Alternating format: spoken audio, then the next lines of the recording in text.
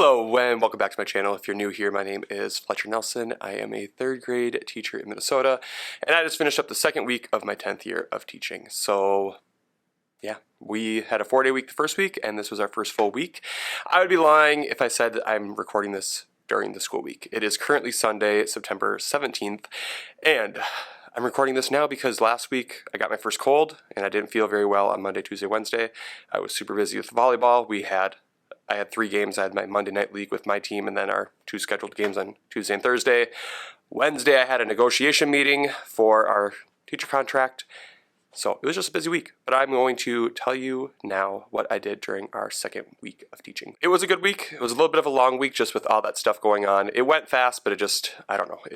I was exhausted by the end. So, not feeling well didn't help. You can probably tell I'm a little still congested. I've felt fine since Thursday and Friday. Monday, Tuesday, Wednesday just was a little bit low energy, but I feel good now, just a little bit congested. So here is what we did. Starting off with our fun district assessments, we did do the STAR reading and math test, so that took up a chunk of time. So we had that going on. But let's start with reading. Like I said in the video for the first 4 days of school, I introduced theme. We cut out something for the interactive notebook, and we've been talking about theme every day with our read-alouds we do. So we continued doing that as well, just discussing in any book that we read about what the theme was. Can't remember if this was first week, about talking about what we read. So we've been bringing this back up just again while we're doing our own read to self and building our reading stamina and finding books that we enjoy. And this week, the new topic I introduced was point of view. So we focused on first person and third person. I did let them know there is a second person point of view.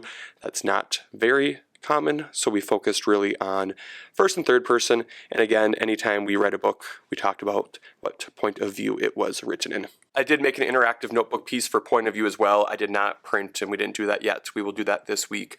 The STAR assessments, just kind of threw that off. We didn't have as much time as we normally would. So I have slides that I've used to teach both of the theme and point of view, and then those interactive notebook pieces, so I will work on getting those onto TPT. The picture book read-alouds that we read were Each Kindness, Thank You, Mr. Falker, and then I also read Sylvester and the Magic Pebble. Again, for each of those, we talked about theme, and we talked about point of view as well. And on Monday, it was September 11th, so we finished up I Survived the Attacks of September 11th on Monday. We watched this CNN 10 to just kind of watch their anniversary special. We talked about what happened, answered any questions they had, talked about a lot about how if they've ever been on a plane, all the reasons for that airport security are things that have improved now because of that day. And after we finished that book on Tuesday, I started the California wildfires, and just as our read aloud chapter book that we read, probably between 10 and 20 minutes each day at the end of the day when we have time. Depends what we have time for. They've also been checking out and reading books from my classroom library. Not checking out because I do not do well with having a system. So they've been grabbing books from my library and reading. We've just been practicing, building reading stamina, having some time each day to read for enjoyment. So we've been doing that each day as well. We had our first school library day on Thursday, so they were able to check out books from our school library. And I just have been telling them to, think about the things we're talking about in our picture books, in their books as well. So that was reading for the week. Writing, I had planned on starting like a little grammar review, but I did not because, again, things just were more busy than I anticipated. So we did do a letter to our future selves, and they just wrote about some of their favorite things right now and what they're excited for this year, and I hold on to those until the last week of third grade. It's really fun to look back and just see how much their writing has improved, their handwriting, their spelling, and just to see what things they were excited or nervous about back the first or second week of school. So that's what we did for writing. Math. I'm struggling with our new curriculum. Again, I've heard Bridges after the first or second year is awesome. I'm struggling with keeping up with it. It's a lot, just looking through the lesson each day requires so much time. And I don't have that. We don't, especially with coaching this year, it's just been a struggle. And it sounds like every grade that I talk to is feeling the same way, so it's not just me. Trying my best. I've enjoyed the math places or the work places. If you're familiar with Bridges, there's 3 parts that I've noticed. Number Corner, its own book and lesson. Then they have their core lesson, which includes an investigation piece, and there's a workbook, and then there's also something called workplaces, which are essentially games to practice different skills. So the workplaces have been good.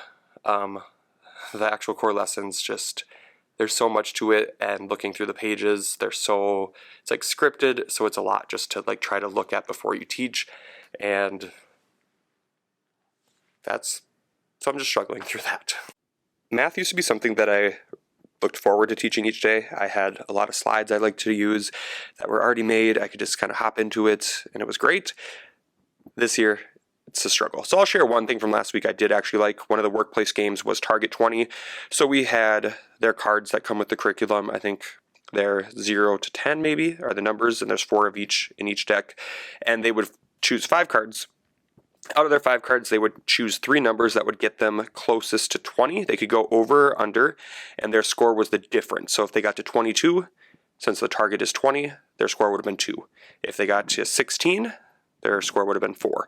So they did 5 rounds, and they would find out their score, and whichever partner had the lowest score won. So that part I really enjoyed, but the lesson for that day, that part was a struggle. I have found slides on their Facebook group that have helped me a lot. The teachers have made slides to go with the lessons. It definitely helps. I still just am feeling very overwhelmed with all of it. It's just so much to it, and sometimes I'm really confused on what the goal of the lesson even is. There's a little summary at the beginning, so I'm starting just to focus on that and not necessarily try to read through the entire script because it's very scripted, and just kind of get a general vibe of, hey, this is what they should know after today, and use the slides that another teacher made to just do it. So hopefully I get more comfortable and confident as the year goes on. Right now, I am not loving it. People say I will, but right now, opposite of love it. So yeah. All right, that was math. Moving on to science. All right, for science, we talked about just what is a scientist. We only did one lesson this week. We'll get through some more this week. And I do have these on TPT, this whole unit, but just about what a scientist is. I had a short video reflecting what they look like, jobs they do, and yeah, just talked about then some famous scientists and people who've solved some problems that they maybe have heard of before. And that will lead us into this week. We're going to talk about the scientific method. We'll do a few small little experiments. So I will make sure I talk about those in my next video. And lastly, the secret stories. So I have introduced all the stories. Some they know better than others. Every day at morning meeting, I will use my laser pointer and I point to each story and they say the sound that it makes. And then in our morning meeting, I am putting a fact of the day. And before we read the fact, we are finding all of the stories that we can in this in the fact, in the paragraph. If there's any that they don't find that I want to point out because they maybe haven't seen it as often, I will. So for example, they did not point out the GE in largest or the CE in force. So I did. That way I could just retell that story, since that's a really good story to know, and one that they maybe haven't come across as often. So I like to do this again because if they are seeing it in words that they already do know, it's going to pop out to them in words that they don't know when they are reading on their own and get stuck. Otherwise, that was week 2. It was a good week. Again, I'm feeling much better this week. Hopefully I can get rid of this cold completely and we can keep rocking routines and procedures and dig in more to hopefully I get more comfortable with math, then we can get more science and just some independent work going this week. So stay tuned for my next video, and I'll see you then. Bye.